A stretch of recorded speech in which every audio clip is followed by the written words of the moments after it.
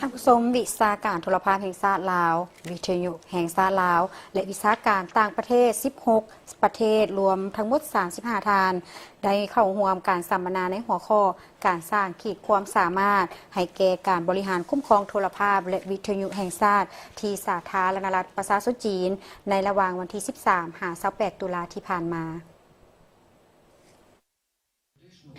การสัมมนาครั้งนี้เมนเพื่อสูมใส่การสุกยูการสร้างความอาจสามารถให้แก่วิชาการในการบริหารคุ้มครองเวียกงานโทรภาพวิทยุโดยเน้นหนักใส่การเชื่อมโยงทั้งภาคทฤษฎีและภาคปฏิบัติเพื่อเฮ็ดให้บรรดาผู้เข้าร่วมได้รับประสบการณ์ในการเรียนรู้อย่างลึกซึ้งเพื่อรับประกันความสอดคล้องกับเป้าหมายบรรดาผู้เข้าร่วมได้เรียนรู้หลายหัวข้อที่สำคัญเป็นต้นแมนภาพรวมของการพัฒนาประเทศของสป.จีนในกรอบการเมืองและเศรษฐกิจ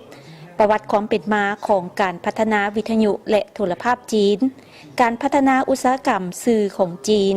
การสร้างความเข้มแข็งให้แก่อุตสาหกรรมการออกอากาศด้วยการนำใช้เทคโนโลยีดิจิตอล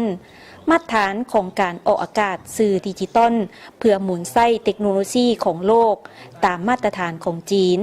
สุกยูการนำไส้เทคโนโลยี SDTV ทั้งในด้านวิชาการและด้านธุรกิจการตลาดรวมทั้งยุทธศาสตร์ในการพัฒนาและสุกยูการตลาดให้แก่โทรภาพและวิทยุ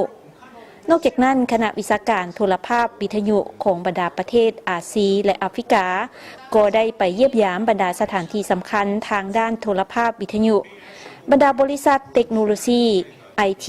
และ AI ของจีนหลายแห่งซึ่งมีการนำใช้เทคโนโลยีใหม่ๆเป็นต้นแมน AI ในการผลิต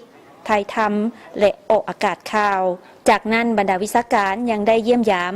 บรรดาสถานที่ทางประวัติศาสตร์และวัฒนธรรมของจีนหลายแห่งในนครหลวงปักกิ่งหางโจวและเซ่เจียงเพื่อเป็นการแลกเปลี่ยนความรู้ทางวิชาการและหัดแน่นความเข้าใจทางด้านประวัติศาสตร์และวัฒนธรรมอันเก่าแก่ของจีนก็คือการพัฒนาและสุกยูส่งเสริมเวียกงานดังกล่าวในยุคสมัยใหม่อย่างมีหัวคิดประดิษฐ์สร้างเพื่อการพัฒนาแบบยืนยงภายหลังการสัมมนาและเยี่ยมยามภาคสนามเป็นเวลา15วันพิธีมอบใบประกาศให้แก่บรรดาผู้เข้าร่วมก็ได้จัดขึ้นอย่างเป็นทางการที่นครหลวงปักกิ่งสป.จีน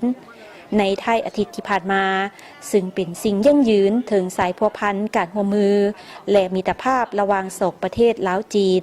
และบรรดาประเทศเพื่อนมิตรในภาคพื้นอาเซียนแอฟริกา